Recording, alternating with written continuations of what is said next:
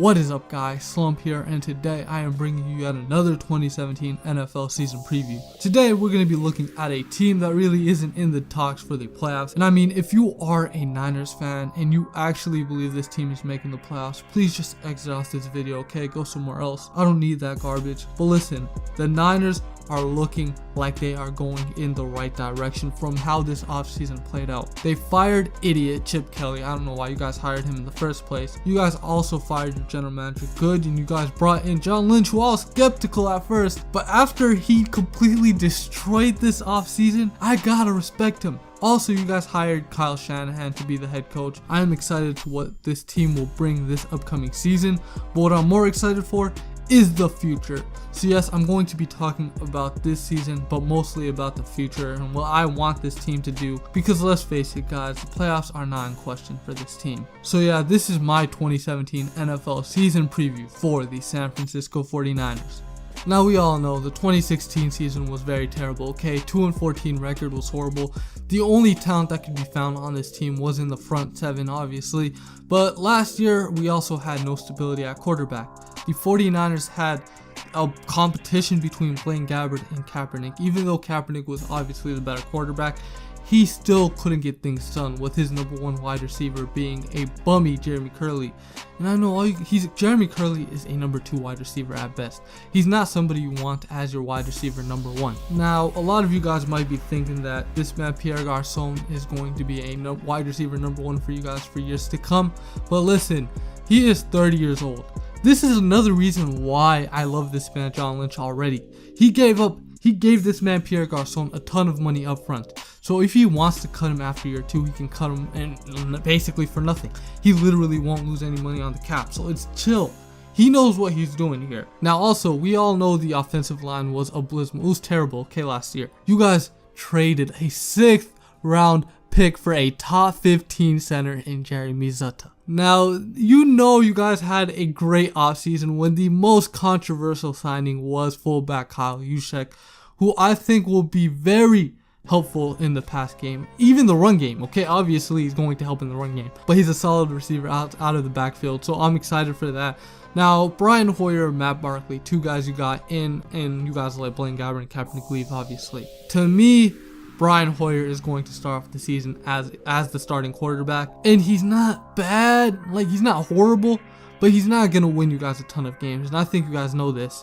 The reason why these guys were signed to 2-year deals, obviously you guys have something in store for next offseason, whether that being drafting one of the top 3 quarterbacks in next year's draft, or going after the bad man in Washington, Kirk Cousins. In my opinion, I'd say tank, but who knows how well this man Kyle Shanahan can get things done quick. But right now, I'm saying tank, okay? Josh Rosen, you shouldn't pass up on him. But yeah, that is my thoughts on, the current situation, how this offseason played out. You guys also signed Tim Hightower to a 1-year deal. But like I said, and even Marquise Goodwin, this receiving core is looking much better, but I wouldn't count on it just going off, all right? I don't count on this man Brian Hoyer surpassing 3,600 passing yards this season. So the passing attack still won't be that great. But wait till the 2018 season to get things started and to have a rapid flying attack. Now that I talked about the offense for a bit, the offensive line looking better. Joe Staley hopefully can return to his prime, because as we know, last year was just an off year for the entire offensive line. I can't say anything about how it happened, but things just went wrong, okay? Now, for the defense, you guys have picked defensive players in the first round 6 straight times. Now, this year, you guys drafted 2 first-round defensive players in Solomon Thomas, who I saw as a top 10 talent, and Reuben Foster, who I saw as a top 5 talent. I believe he was my 3rd-ranked prospect in the draft. But obviously, as we know, what happened at the combine dropped his stock immensely, and then he ended up slipping to the 31st pick, in which the Niners decided to trade up for. That was an A+ first round from me. I mean, they got better on the defensive line. Now we're gonna see the chemistry start building, and in the 2020-2021 season, we're gonna have a real look at an elite defense. Now, another pick people really don't want to talk about is Ahkello Witherspoon, the defensive back from Colorado.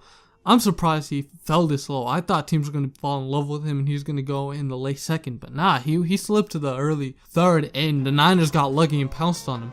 Yes, it's not too much of a dip from where his talent level is, but listen, This draft was loaded with cornerback talent. If this were last year's draft, this man, Ahkello Witherspoon, would have won in the first round, and I'm pretty sure everybody knows this. But now we're just going to have to see things mesh. I believe Tremaine Brock was released, but I'm pretty sure, I'm about like 99% sure he isn't a 49er anymore. And one of the more peculiar picks you guys made was selecting QB CJ Beathard, the quarterback from Iowa, in the 3rd round with the 104th pick.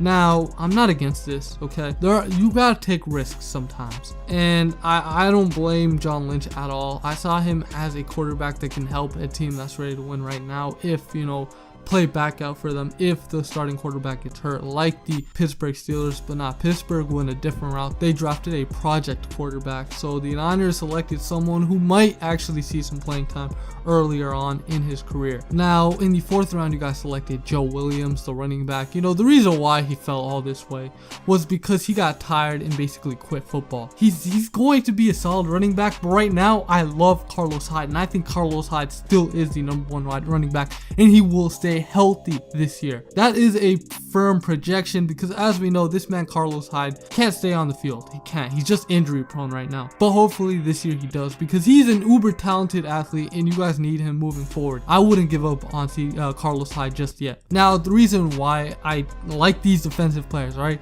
The first 3 defensive guys you guys drafted, Solomon Thomas, Reuben Foster, and Ahkello Witherspoon, is because of how you guys built around them this offseason. Now, you guys added Elvis Dumervil.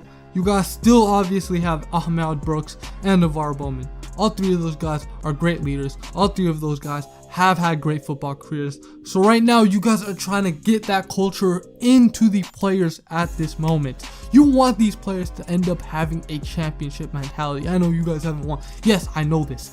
But if you can have great players come in, great leaders, great veterans, these young guys are going to learn a ton from them, and they're just going to have a brighter future, alright? These guys, I'm liking what this team is looking like right now. But I like what this team is doing. I like what John Lynch and Kyle Shanahan have brought into this football team, this organization, this winning mentality. But yeah, I just don't see it happening, guys. I mean, I have you guys beating the Los Angeles Rams, and you guys possibly could sweep them. You guys could also beat the Jacksonville Jaguars, depending on how Blake Bortles is playing at that part of the season. But yeah, man, 2-14 is a pretty fair prediction in my opinion. I know a lot of you 49er fans are going to say, hey, we got at least 4 wins, at least 5 wins. Now, I see that as a possibility. However, with the non-guarantee of Kirk Cousins coming to the Bay Area, are you really going to risk your team's future for a guy who is not committed at all, who might just get franchise tagged yet again?